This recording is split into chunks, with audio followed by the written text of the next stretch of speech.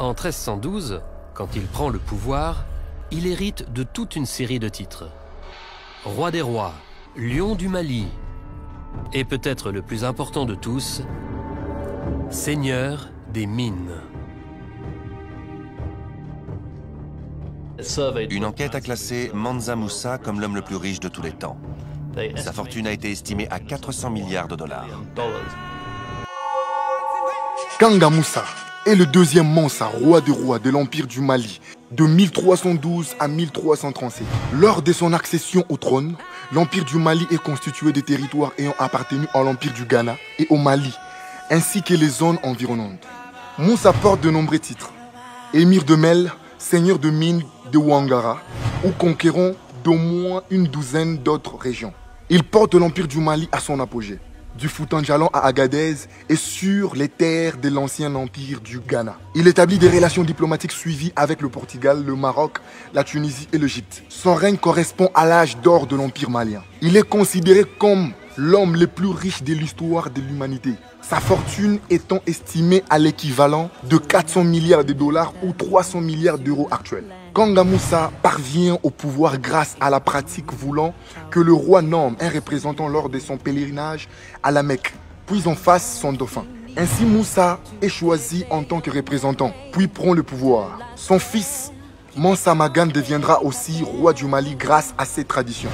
Il part pour l'Arabie en 1324 avec sa suite qui comprend 60 000 hommes, 12 000 serviteurs et esclaves.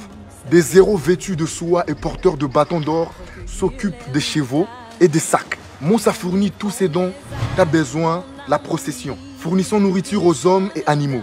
Au sein de la caravane se trouvent aussi, selon certains récits, 80 dromadaires portant entre 50 et 300 livres d'or en poudre chacun. Dans chaque ville qu'il traverse, Musa offre ses richesses. Plusieurs témoins directs rendent compte de son voyage. Ils sont tous impressionnés par la richesse du souverain et par l'importance de sa suite. La magnificence de Musa provoque des effets secondaires dévastateurs, ruinant l'économie des régions qu'il traverse.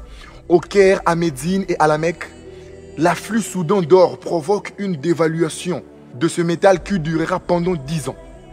Le prix de biens de consommation connaît une forte inflation. Le marché tente de s'adapter à l'afflux de richesses accompagnant la venue du roi malien. Afin de rectifier le cours de l'or, Musa emprunte à haut intérêt tout l'or qu'il peut emporter aux prêteurs du Caire. C'est la seule fois dans l'histoire qu'un homme contrôle directement le prix de l'or. Le souverain malien passe par Tombouctou à son retour de la Mecque et y installe des architectes venus du Caire afin d'édifier son palais, axe de transport principal de la région. La ville devient un carrefour religieux, culturel et commercial.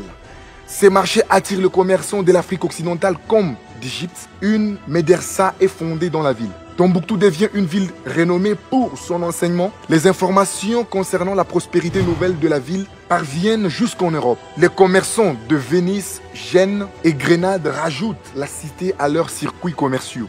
Ils y échangent de nombreux produits manufacturés contre de l'or.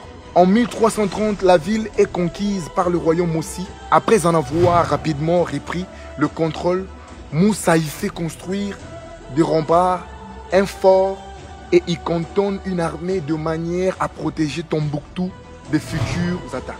Pour célébrer le cinquantenaire du Mali, une pièce d'or Mansa Musa a été créée à son honneur. Mansa Musa, en tant qu'un fils d'Afrique, il a pu être l'homme le plus riche de l'histoire de toute l'humanité. Toi aussi tu peux le faire. Merci.